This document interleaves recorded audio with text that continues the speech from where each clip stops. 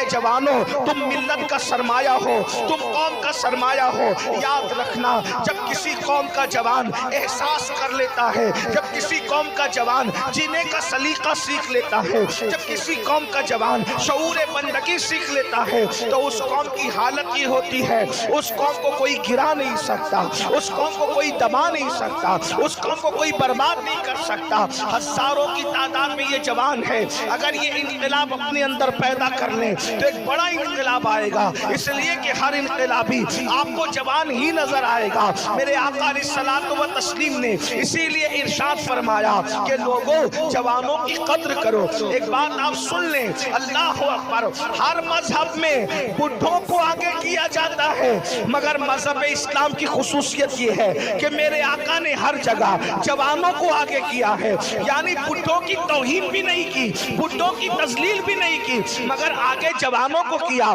اور ایک بات آپ کو بتاؤں، اللہ رسول کو جوانی اتنی پسند ہے کہ جب اللہ جنت میں اپنے بندوں کو اپنا دیدار کرائے گا تو بڈھوں کی حیثیت سے نہیں کرائے گا، بلکہ پہلے بندوں کو جوانی عطا کرے گا، اس کے بعد دیدار کا شرف۔ بے شک، سبحان اللہ، سبحان اللہ۔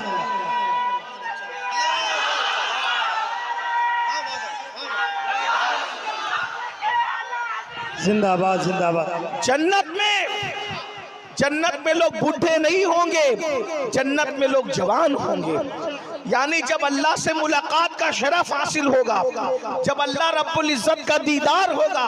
جب انسان اللہ سے ملیں گے تو اس وقت اللہ رب العزت کے جمال کی زیارت کرتے وقت اللہ سب کو جوانی عطا فرمائے گا۔ اسی لیے میرے آقا فرماتے ہیں لوگوں جوانوں کی عزت کرو، جوانوں کی قدر کرو۔ آقا نے فرمایا کہ جب اعلان نبوت کیا گیا مکے کی زمین پر تو مکے کے بڈھوں نے اللہ کے نبی کو جھٹلایا اور مکے کے جوانوں نے اللہ کے رسول کی رسالت کی گواہی دی، حضور کی نبوت پر ایمان لائے، یعنی سیدنا صدیق اکبر ایمان لائے، وہ اس وقت تو جوان تھے، فاروق اعظم جو ایمان لائے اس وقت تو جوان تھے، عثمان غنی جو ایمان لائے اس وقت تو جوان تھے، مولا علی جب ایمان لائے تو جوانی کی دہلیز کی طرف بڑھ رہے تھے۔ بس میں آپ کو اتنا ہی کہنا چاہتا ہوں، اسی لیے اسلام دشمن طاقتیں اکثر جوانوں کو ٹارگٹ کرتی ہے اور جوانوں کو بگاڑنے کی کوشش کرتی ہے۔ دنیا جانتی ہے اگر مسلم جوانوں کو ہم نے بگاڑ دیا،